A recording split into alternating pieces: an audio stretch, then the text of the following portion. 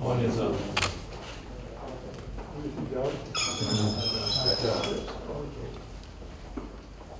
Arise, O compatriots, Nigeria's colony, its love and strength and faith of our heroes, fight with heart and mind in freedom.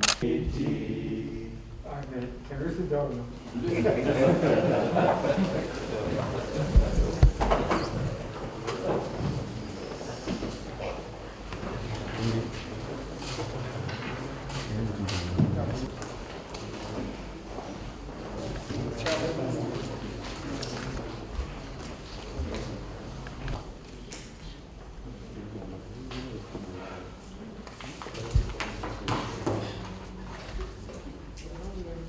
This is the day.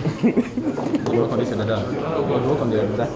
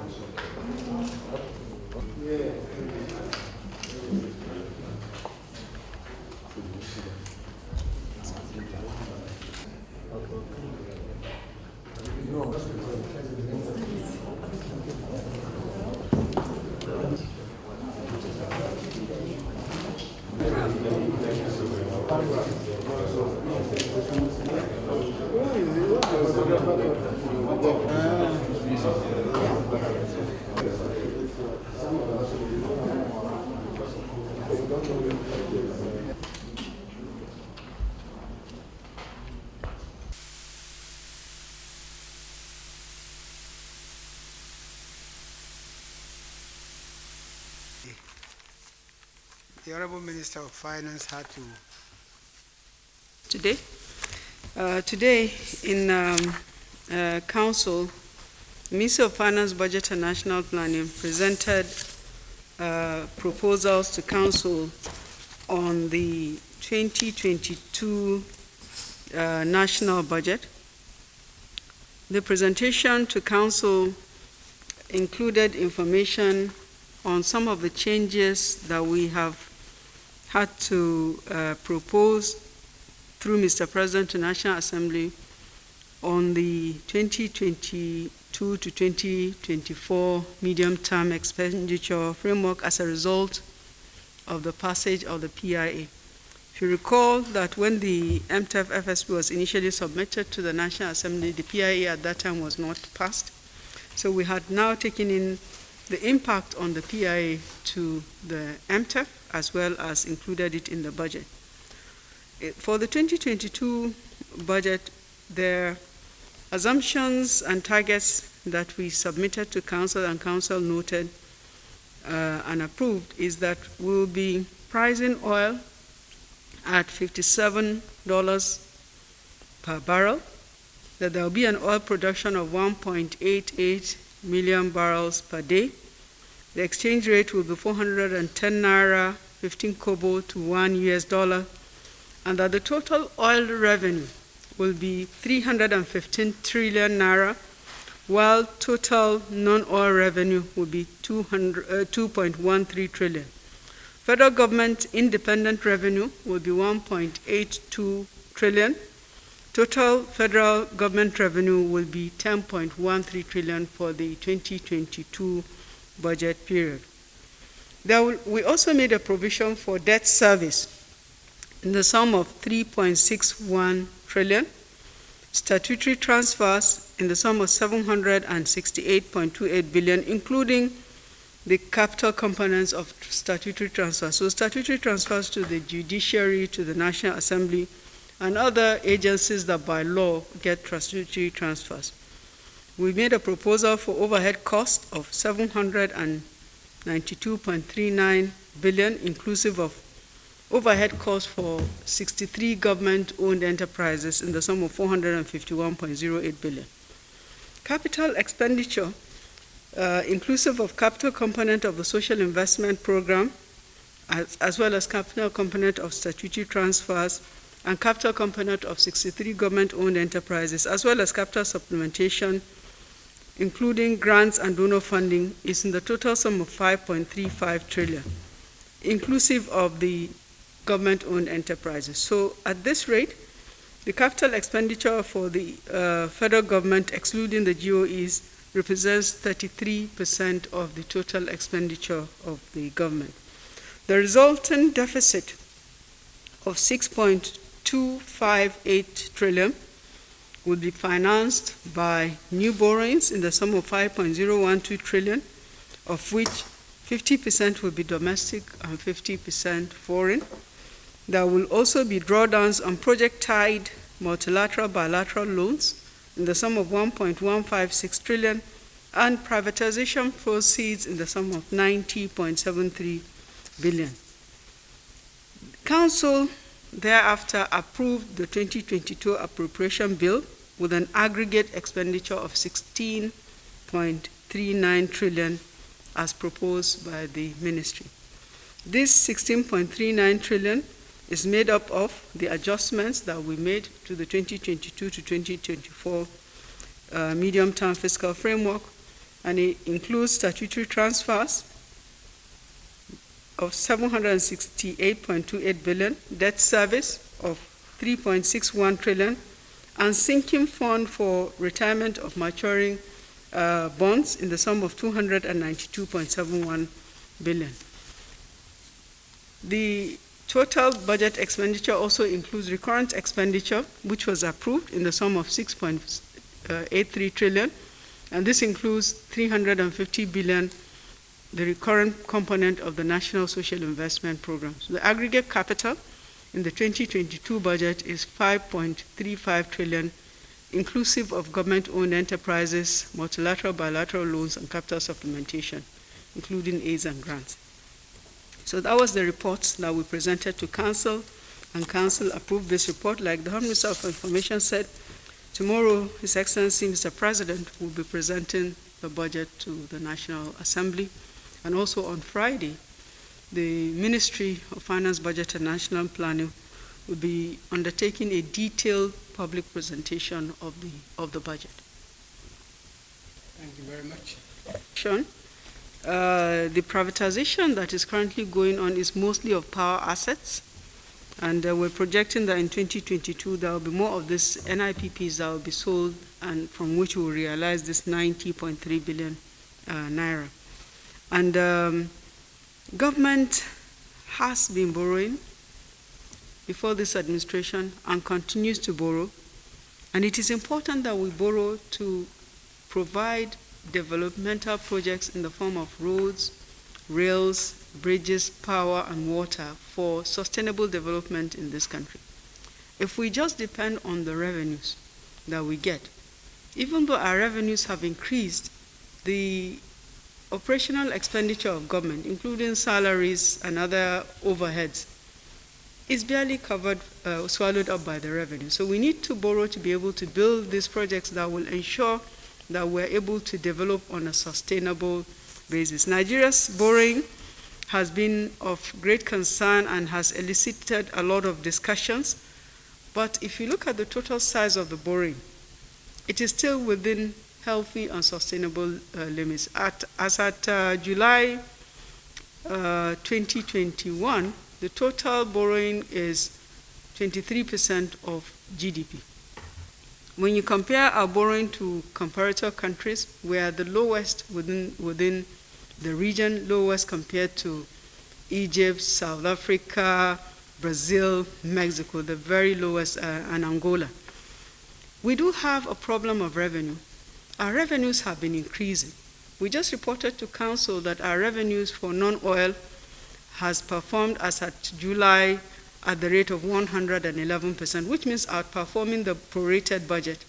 But our expenditure, especially staff emoluments, have been increasing at a very fast rate, making it difficult to cope with funding of government. So what we have to do is a combination of cutting down our cost as well as increasing revenue to be able to cope with all that is required for government to do, including salaries, pensions, debt service, as well as capital expenditure.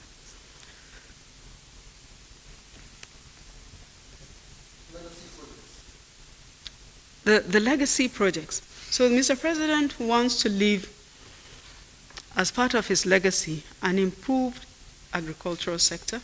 Currently, agricultural sector contributes 23% of the GDP. We have a record of expanding the agricultural value chain. We had very little or no processing in agriculture until this administration. We have now a very large number of fertilizer blending plants, about 42, that are operating at full capacity. We also have a large number of rice mills that didn't used to exist before. We have a lot of Nigerians that have taken up agriculture as a business. But apart from agriculture, the president is also rolling out rail lines, some of which have been started several years ago, have been completed. The Lagos-Ibadan rail line is now put to use. We all know about the Abuja-Kaduna, and also the Itape-Warri rail line has been completed. Work has kicked off on the Kano to Kaduna end of the Lagos-Kano-Ibadan rail line. So Mr. President wants to leave this rail line. Rail is very important because it is a major means of moving goods across the country. When the rail lines are completed, it will provide much needed relief in terms of movement of goods that our roads now suffer by use of trucks. We are also investing in deployment of major roads. Some of them are completed, some are at various levels of completion. There's also the major second Niger bridge that is also going to be completed during the tenure of this administration.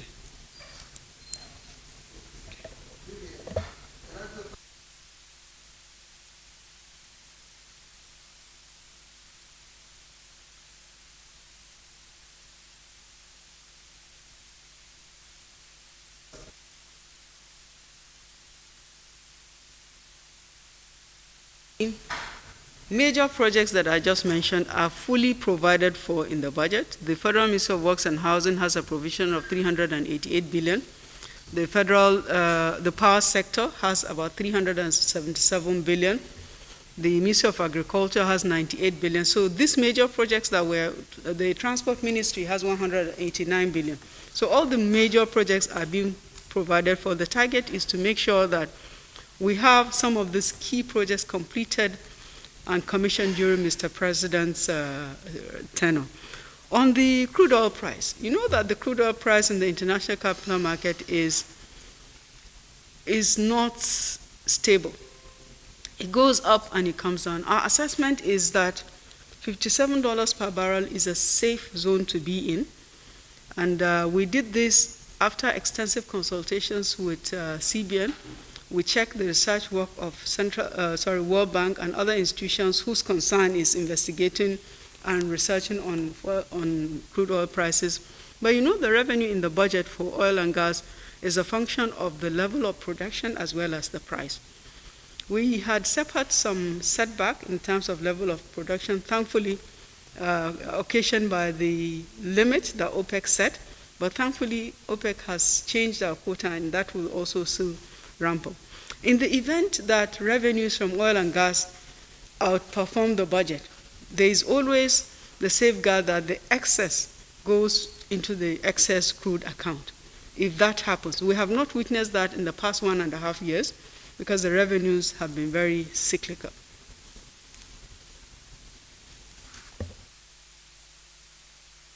When our national security is attacked and the sanctity of our constitutionally guaranteed democracy is threatened, no possibility is ruled out. As a government, we have a responsibility to ensure the sustenance of our democratic order. As a government, we have a responsibility to provide security to lives and properties. So within the context of these constitutional obligations of the government and the desire to establish democratic norms and order, there is no possibility that is outruled. The government will certainly do the needful in terms of ensuring that our elections are held in Anambra, in terms of ensuring necessary security is provided, and in terms of ensuring protection is accorded to lives and properties. So what I'm saying in essence, no possibility is outruled by government in terms of ensuring the sanctity of our democratic order, in terms of ensuring that our elections in Anambra holds, and you cannot out all possibilities, inclusive of the possibility of declaration of state of emergency, where it is established in essence that there is failure on the part of the state government to ensure the sanctity of security of lives, properties, and democratic order. So our position as a government is these elections are going to hold, and necessary security in terms of democratic order must certainly prevail for the purpose of this election. So we are resolved to have the election. The elections are going to hold, and no possibilities are ruled out in terms of ensuring the provision of security for the purpose of the conduct of the election as far as Anambra is concerned. Thank you. I didn't get that question, please. Update on 200 million being pursued as a recovery. Okay. Yes. Okay. Okay. The one when we were in New York. Yes. Okay. Thank you.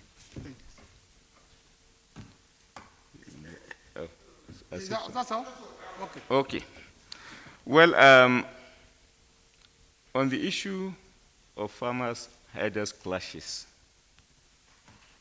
no position was taken by the Office of the Attorney General outside the scope of the constitutional provisions. The position of the Office of the Attorney General is about freedom and liberty of movement, among others.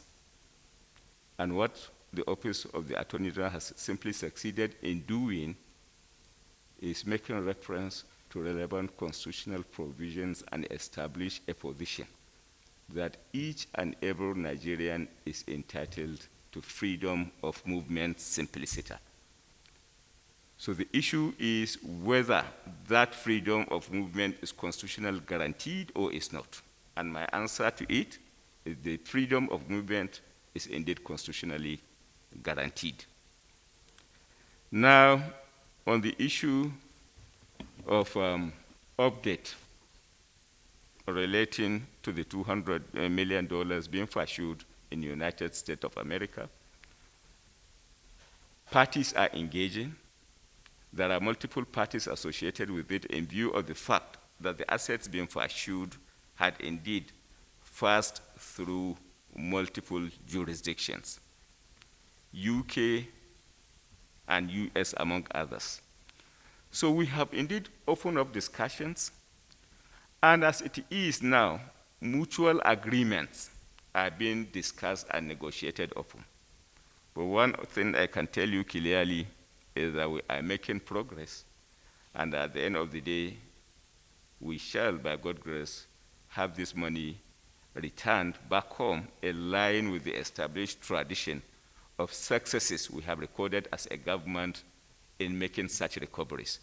If you could very well remember, at a time in 2017, we succeeded in recovering $322 million. In 2020, we succeeded as well in recovering additional $311 million. So we have established a tradition of successful recoveries, and we do not expect this to be in any way different. Is there any other issue that has not been addressed, please? Sorry? Oh, the issue, huh? Oh, the issue of VAT.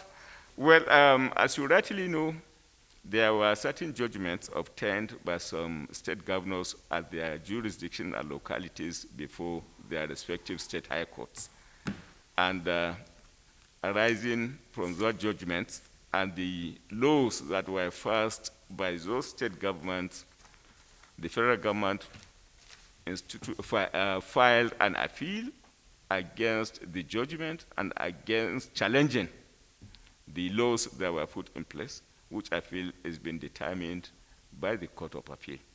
The Court of Appeal has granted an order of stay of execution directing the state governments to maintain status quo pending the determination of the main appeal. And these matters are being considered for determination, and some other governors have filed in an application for joinder, seeking to be joined in the matter as interested parties. But again, there is pending equally an application, a preliminary objection for that matter, challenging the competence of the action and indeed the judgment that was obtained. But the federal government is still looking at further possibilities, all options open in terms of challenging the action, the action of the state governments. But one thing that is fundamental that you need to know, as being the issue equally being considered for determination by the court, is the federal government is challenging the powers of the state governments to legislate on the issues associated with collection of VAT. And the position of the federal government as canvassed, which is being looked into by the judicial system, is to the effect that by our laws, the powers to legislate on collection of VAT is statutorily vested in the National Assembly. And with that in mind, it is not within the purview, scope, and powers of the state governments to legislate on the issue of collection. So what I'm saying in essence is just to give an insight as to the multiple contention between the parties as being determined, as being canvassed, presented for the determination of the court, and we are indeed litigating, contending these issues before the court, and the federal government is looking at all options at its disposal, inclusive of the possibility of invoking the jurisdiction, the original jurisdiction